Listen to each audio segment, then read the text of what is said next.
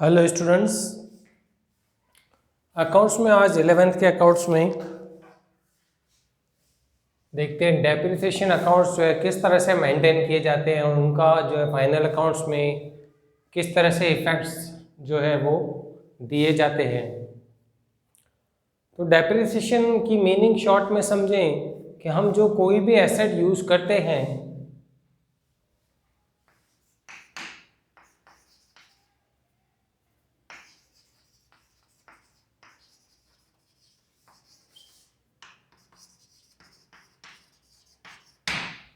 उसकी वैल्यू जो डिक्रीज हो जाती है वो डिक्रीज्ड वैल्यू को बोला जाता है डेप्रिसिएशन। सपोज आपने फर्नीचर बनवाया 1 लाख रुपीस का, ईयर के एंड में बेचने जाओगे तो उसका 1 लाख पूरा मिलने वाला नहीं है। तो जो वैल्यू कम मिलेगी उस वैल्यू को बोला जाता है डेप्रिसिएशन। न्यू व्हीकल लिया आपने 80,000 का, सपोज पूरा ईयर उसको यूज़ किया तो ऑब्वियसली मार्केट में उसको रीसेल करने जाएंगे तो उसकी 80 की 80 वैल्यू मिलने वाली नहीं है, क्योंकि हमने उसको यूज़ किया। तो उसकी जो कम वैल्यू मिलेगी उसको बोला जाता है डेप्रिसिएशन। डेप्रिसिएशन डिपेंड किस पे करता है?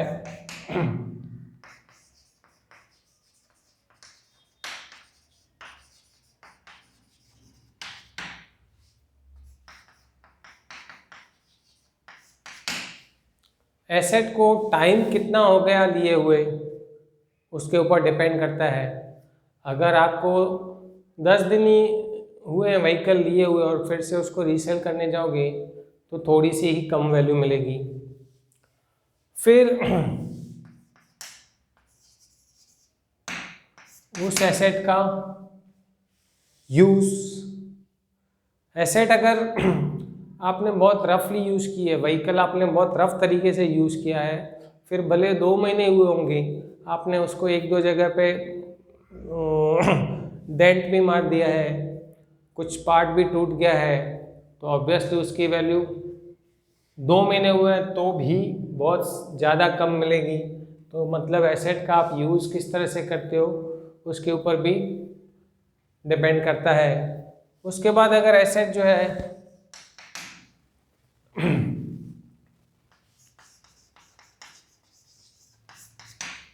पैकिंग उसकी खुल गई एक बार तो कुछ परसेंटेज तो वैल्यू उसकी डाउन हो जाने वाली है। आपने न्यू मोबाइल ली, उसका पैकिंग खोल दिया, फिर से उसको बेचने जाओगे तो उतने का उतना मिलने वाला नहीं है। भले उसी दिन आपने उसको यूज़ करे, वो पैकिंग खोल ली उसकी तो उसकी वैल्यू डाउन हो गई।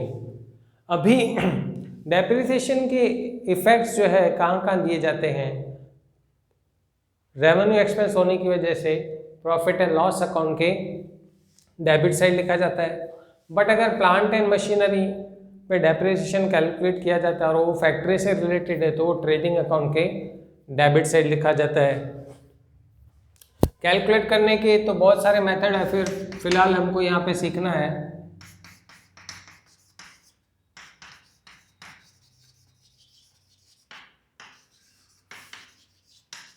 फिक्स्ड इंस्टॉलमेंट मेथड एक, दूसरा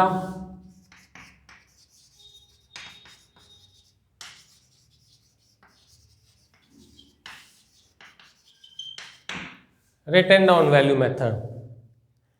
इन दोनों मेथड के दूसरा भी बोला जाता है, इसको हम बोल सकते हैं और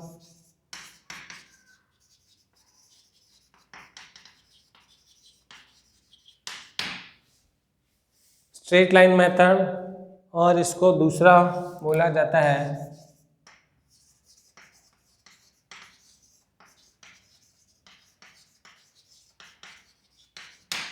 रिड्यूसिंग बैलेंस मेथड।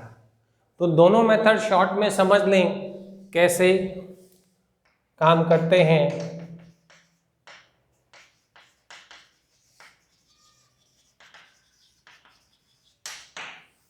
एसेट आपने ली, उसकी कॉस्ट प्राइस है purchase price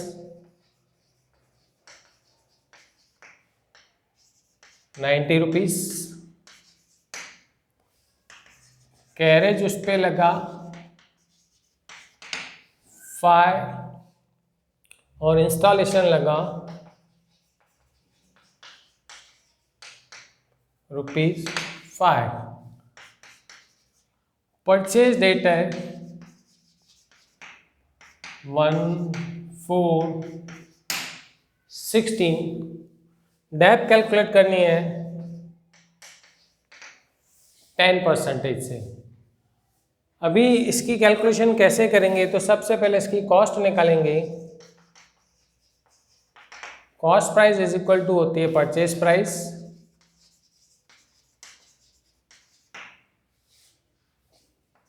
plus carriage plus installation. That means 90 + 5 तो कॉस्ट प्राइस इसकी पड़ेगी ₹100। 1/4 को आते हैं हम लोग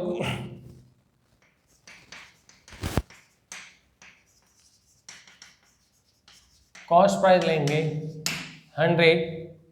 ईयर के एंड में आते हैं 31 मार्च 17 को डेप्थ कैलकुलेट की जाएगी 10%। तो इसकी 1/4/17 को बुक वैल्यू बचेगी ₹90। फिर नेक्स्ट ईयर आएंगे 31 मार्च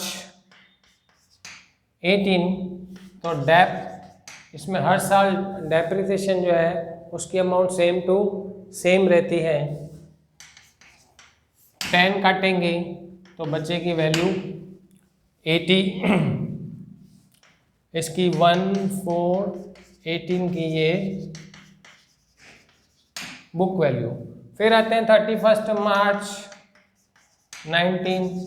डेप्रिसिएशन कटेगा 10 तो 1/4/19 की बुक वैल्यू बचेगी 70। इसका मतलब है फिक्स्ड इंस्टॉलमेंट मेथड में जो है डेप्रिसिएशन एवरी ईयर उसकी अमाउंट जो है सेम टू सेम रहती है। बट रिड्यूसिंग बैलेंस मेथड में या रिटन डाउन वैल्यू मेथड में डेप्रिसिएशन की अमाउंट जो है हर साल कम होती जाती है। क्यों? कि उसकी कैलकुलेशन जो है बुक वैल्यू पे की जाती है और इसकी कैलकुलेशन हमेशा कॉस्ट प्राइस पे की जाती है। इसकी फॉर्मूला भी अगर लिखें हम तो D = C × R। That means cost है 100, रेट है 10%, तो डेप्रिसिएशन एनुअल डेप्रिसिएशन मिलेगा 10। अगर इसमें इसकी यूजफुल लाइफ के बाद इसकी कुछ स्क्रैप वैल्यू मिलने वाली हो, ये मशीन सपोज हमको 8 साल तक चलेगी और 8 साल के बाद बेचते हैं तो ₹15 अगर इसकी स्क्रैप वैल्यू मिलती है तो डेप कैसे कैलकुलेट की जाती है? Annual depreciation is equal to C - S/N।